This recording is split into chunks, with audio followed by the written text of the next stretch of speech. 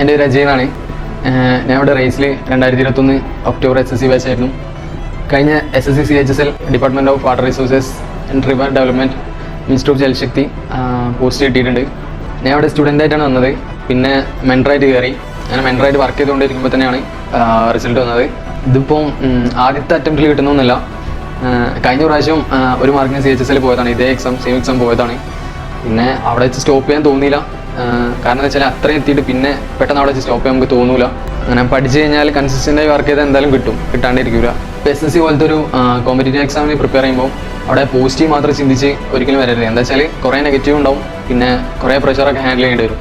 പക്ഷേ അവിടെ ചടച്ച് നിൽക്കാണ്ട് കണ്ടിന്യൂ ചെയ്യാം, എന്നാൽ എന്തായാലും അച്ചീവ് ചെയ്യാൻ പറ്റും.